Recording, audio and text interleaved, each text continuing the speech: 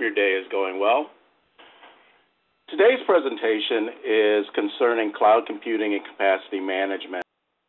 So one of the other items out there is the scalability end. So you've got spare capacity out there, that you may use in off hours and say that, hey, in the off hours we can use these servers for clouds activities.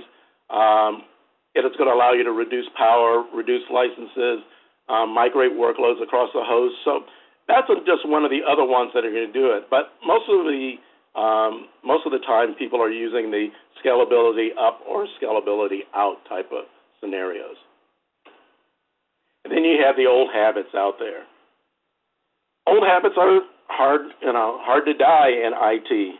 Some of us are very stubborn in what we want to do, how we want to do it. We always want to do the me, this is mine, the silo mentality. That could be one of the potential risks that you have in doing a effective cloud management activity or provisioning within your organization. So it's just something to look out for, and how you do it. The whole thing, if you look at it, capacity management is a business decision support system. By having a true capacity management process, it's going to allow you to gain that trust and confidence of the end users within your organization. As I said at the beginning, application transaction management is something that's garnering a lot of discussion and a lot of emphasis within organizations. What it is understanding the application transactions from end to end, and how are those service levels, if indeed they are being met.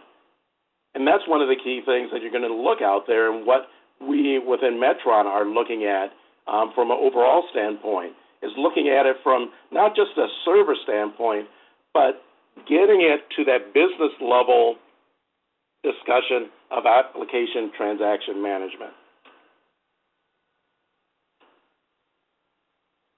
Whatever you use, there's many different tools out there. Metron partners with a company by the name of CoralSense and their SharePath product for application transaction management.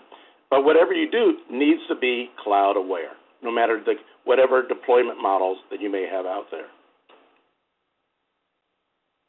If you put it into a nutshell, there's two statements when you talk about application transaction management. Those statements are: the problem is making sure that you're ensuring reliable IT services, and the solution, dynamic path detection. Because within the cloud, those resources could be anywhere. Whatever the solution is, whatever you're doing to use for application transaction management, you have to make sure that it can identify the path dynamically. And in doing that, you have to track the transactions through all the hops. By doing that, you're going to get the real user experience. That's one of the big terms that you hear associated with cloud computing. Is what is the real user experience? You need to look at it from an application level, a network level, and also an infrastructure level. So you're going to need to have all those components, tracking the transactions through the hops, reporting on those, and fitting those into your capacity management processes. And it all comes down to this: reporting and forecasting. Whatever you have implemented, take it to the next level to include the cloud environments that you have within your organization. What do we need? How often do we need to report on it? What kind of forecasting do we need to do? Do we need to do modeling? Can we do just trending? What kind of trends do we do? Can we do step trends? Those types of things. And that's part of the discussion that we're going to have in the presentation that I'm going to give on forecasting. It's not only modeling, showing you other techniques that you can use to do that forecasting within your organization.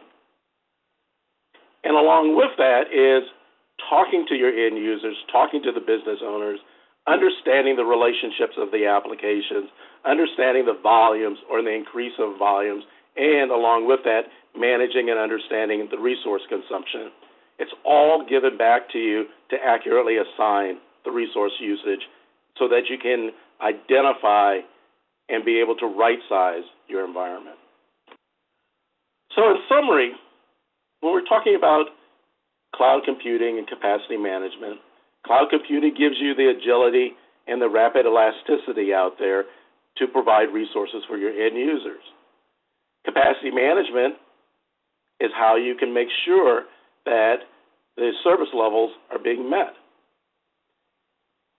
Capacity management for cloud environments ensures that you have an efficient use of those resources for your environment. And then application transaction management fits into the capacity management process for cloud applications to make sure that you become successful in your managing of those environments.